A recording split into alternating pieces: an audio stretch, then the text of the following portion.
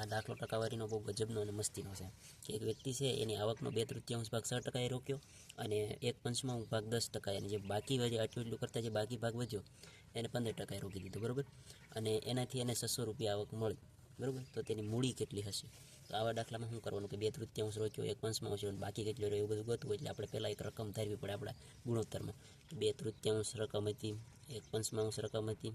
તો આમ થઈને આપણે જોઈએ તો કેટલી વપરાઈ ગઈ. તો આને 5 વડે આપણે લસા લઈ લઈએ, 3 અને 5 15. એક રકમ આપણે ધારવી જોઈએ એવી જે 5 થી 3 થી ભાગી જાય એવી. અને 3 તો અહીંયા 5 વડે ગુણો અને 3 વડે ગુણો, તો 5 દુ 10 વત્તા અહીંયા 3 છેદમાં 15. તો આખી એમથી 15 રકમ હતી, એમાંથી 13 વપરાઈ ગઈ અને બાકીનો ભાગ છે 2, એને આપણે 15% દેવાનું છે. એટલે આ પોઈન્ટમાં ન જાય એટલા માટે આપણે બધાને 10 વડે ગુણી દઈએ, બરાબર. ગુણોત્તરમાં કંઈ ફેરફાર ન પડે, આપણે શીખેલા હોય તમને ખબર હોય.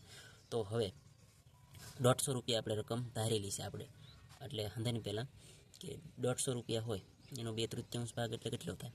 તો કે 3 5 15 થાય અને 5 દુ 10 એટલે 100 અહીંયા રોક્યા પહેલાંમાં, અને એ 6%ના દરે, બરાબર. પછી બીજા 1/5 ભાગ તો 150 હોય એનો 1/5 ભાગ કેટલો થાય? 5 3 15 એટલે 30 અહીંયા રોક્યા, અને એ પાછા કેટલાના દરે? તો કે 10%ના દરે.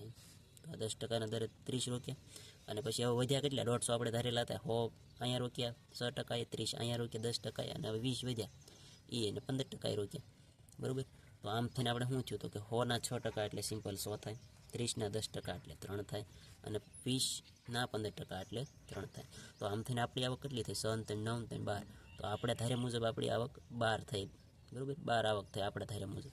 પણ એ એમ કહે છે કે 12 નથી, અમારે 600 છે. એમ કહે છે કે અમારે આવક 600 થઈ. તો 12ના કેટલા ગણા 600 થાય? 12 5 60 એટલે 50 ગણા થાય. તો આપણી જે મૂડી આપણે ધારી હતી કે 150 હતા, તો હકીકતમાં 150 નહીં, એ પણ 50 ગણા થશે. 15 5 7500 થઈ ગયા, બરાબર. આવી રીતે આ ગણવાનો હતો ટકાવારીનો. જો ગમ્યો હોય વિડીયો તો શેર બેર કરજો, બરાબર.